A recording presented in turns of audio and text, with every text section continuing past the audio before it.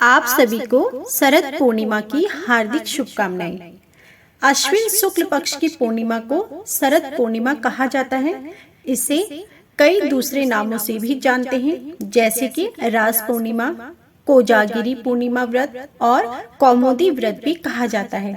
मान्यता है कि इस दिन पूर्णिमा का व्रत रखने और पूजा करने वाले व्यक्ति को रोगों से मुक्ति मिलती है और लंबी उम्र का आशीर्वाद भी मिलता है।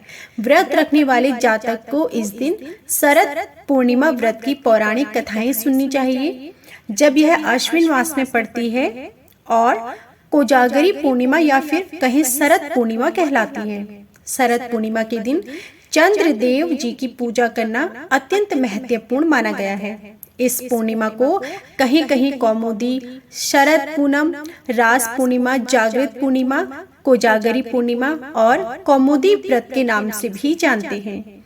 मान्यता है कि इस दिन मां लक्ष्मी की विधि विधान से पूजा करने पर व्यक्ति को पूरे साल धन धान्य की कोई कमी नहीं रहती है। इस दिन माता लक्ष्मी पृथ्वी पर भ्रमण करती हैं और देखती हैं कि कौन कौन जाग रहा है। माता लक्ष्मी की कृपा से जो व्यक्ति इस दिन व्रत रखता है और शरद पूर्णिमा की व्रत कथा को सुनता और पढ़ता है, माता रानी की उस पर विशेष कृपा प्राप्त होती है। अब सुनिए शरद पूर्णिमा की व्रत कथा। बहुत पुराने समय की बात है कि श्री नारद मुनि नारायण नारायण कहते हुए विष्णु लोक पहुंचे। श्री विष्णु भगवान की स्तुति, वंदना, भक्ति भाव पूर्ण रूप से करने लगे। तब भगवान विष्णु जी प्रसन्न होकर प्रकट हुए और बोले कि हे मुनि श्रेष्ठ, कैसे याद किया? तब नारद जी बोले, हे प्रभु, आप तो सब जानते हो, हम क्या चाहते हैं? प्रभु मुस्कुराए और बोले, हे मुनि श्रेष्ठ, आप ही वर्णन करें।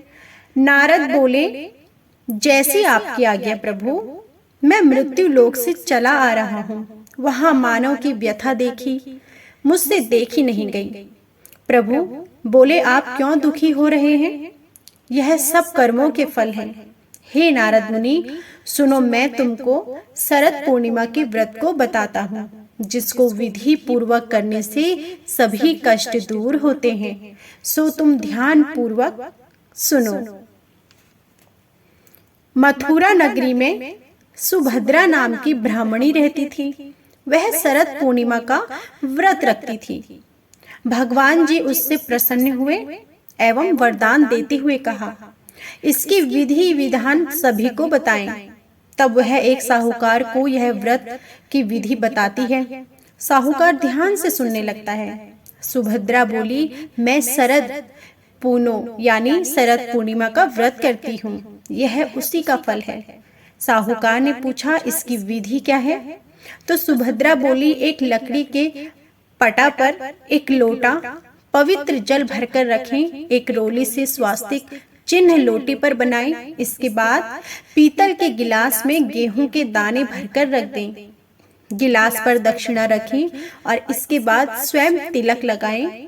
इसके बाद 2.5 पाव शक्कर, 2.5 पाव खोआ, दोनों को मिलाकर 6 बड़े बनाएं। इसके बाद पूजन कर एक पेड़ा प्रभु को चढ़ाएं, दूसरा पेड़ा स्वयं ग्रहण करें, तीसरा पेड़ा अपने मानदान को दें, जैसे भांजे, ननद, बहन आदि को दिया जाए। चौथा पेड़ा अपनी सहेली से बदले, यदि सहेली ना बदले तो मंदिर में चढ़ाएं। जो सहेली 6 माह व्रत रखें उसी को पेड़ा दें। 5वां पेड़ा घर के सदस्यों को बांटें और 6ठा पेड़ा के 6 भाग बनाएं। उन 6 भाग में से पहला भाग तुलसी माता को चढ़ाएं, दूसरा गौ माता को खिलाएं, तीसरा अहीर को दें, चौथा गर्भवती स्त्री को देवें, 5वां राहगीर बालक को दें और 6ठा कुंवारी कन्या को खिलाएं। इस प्रकार 6 पेड़े को वितरित करें। लोटे में रखे जल को चंद्रोदय के समय चंद्रमा को जल चढ़ाएं। घर जाकर साहूकार ने पत्नी को व्रत रखने के लिए कहा। जब उसकी पत्नी ने व्रत की विधि पूछी तो साहूकार ने व्रत की विधि समझाई। तब उसने व्रत रखना आरंभ कर दिया। जिसने कहा, जब उसकी पत्नी ने व्रत को विधि पूछी तो व्रत की विधि समझाई तब व्रत शुरू कर दिया, जिसका फल यह मिला कि साहूकार के यहाँ 2 कन्याओं का जन्म हुआ। बड़ी का नाम सावित्री और छोटी का नाम चंद्रमुखी। दोनों पूजन कार्यों में बहुत रुचि रखती थी एवं प्रतिदिन पूजन करती थी। यह देखकर कुछ समय बाद दोनों का ब्याह संपन्न घराने में कर दिया गया। दोनों बहिनें शरद पूर्णिमा का व्रत रखती थीं। सावित्री विधि विधान से व्रत रखती थी, अतः उसे सुंदर संतान की प्राप्ति हुई। इसके विपरीत चंद्रमुखी अधूरा व्रत करती थी, जिसके कारण यह फल हुआ कि उसके पुत्र कुछ ही दिन में जीवित रहकर स्वर्ग सिधार जाते थे। इसके कारण चंद्रमुखी दुखी रहती थी। आखिर एक दिन चंद्रमुखी एक ज्योतिषी से इसका कारण पूछती है। तब ज्योतिषी ने कहा कि तुम अधूरा व्रत रखती हो और इस कारण तुम्हारी संतान स्वर्ग को प्राप्त करती है। अतः तुम बड़ी बहन सावित्री से पूरी विधि विधान पूछकर व्रत रखो, क्योंकि सावित्री विधि विधान से पूजा करती है एवं श्रद्धा से करती है। प्रत्येक वर्ष की तरह शरद पूर्णिमा फिर आई। चंद्रमुखी फिर अधूरा व्रत करती, उसका पुत्र फिर मृत्यु को प्राप्त हो जाता। चंद्रमुखी ने अपने मृत पुत्र को पाटी पर लिटा दिया, जिस पर वह पूजा करती थी। संयोग से प्रभु इच्छा से उसकी बड़ी बहन सावित्री उसी दिन घर पर आई। उसने तुरंत प्रभु का नाम लेकर मृत बालक के सिर पर हाथ फेरा तो वह जीवित हो उठा। चंद्रमुखी खुशी से नाच उठी। तब उसे शरद पूर्णिमा व्रत का महत्व समझ में आया। उसने तुरंत प्रभु से क्षमा मांगी, बारंबार प्रभु के चरण स्पर्श किए और कहा कि ऐसी भूल अब कभी नहीं होगी। साथ ही सभी पड़ोस में सगे संबंधियों का यह व्रत करने की भी सलाह दी और व्रत की विधि विस्तार पूर्वक समझाने लगी। अतः इस व्रत के करने से प्रत्येक स्त्री व पुरुष की सभी मनोकामनाएं पूरी होती हैं। जय हो लक्ष्मी नारायण की, जय हो चंद्रदेव की। जैसे चंद्रमुखी की इच्छा पूर्ण हुई है, वैसे ही सबकी इच्छा पूरी करे। अब जानिए शरद पूर्णिमा की पूजा विधि। शरद पूर्णिमा के दिन ब्रह्म मुहूर्त में उठें। इसके बाद जगत के पालनहार भगवान विष्णु जी और माता लक्ष्मी जी को प्रणाम करें। इस दिन यदि आप किसी नदी पर जाकर स्नान कर सकते हैं तो उत्तम रहेगा, नहीं तो आप अपने घर पर ही पानी में गंगा जल डालकर स्नान करें। इसके बाद साफ वस्त्र धारण करें और इसके बाद भगवान सूर्य को अर्घ्य देकर व्रत का संकल्प लें। पूजा स्थल को पवित्र करके पीला वस्त्र बिछाएं, उस पर माता लक्ष्मी और भगवान विष्णु जी की प्रतिमा स्थापित करें। उन दोनों का अभिषेक करें। इसके बाद उन्हें वस्त्र आदि अर्पित करें। माता लक्ष्मी को लाल रंग का फूल अर्पित करें। भगवान विष्णु जी को पीले रंग के फूल अर्पित करें।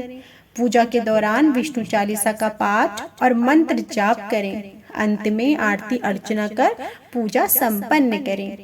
पूर्णिमा समाप्त होने के बाद अगले दिन अपनी आर्थिक क्षमता के अनुसार दान जरूर करें।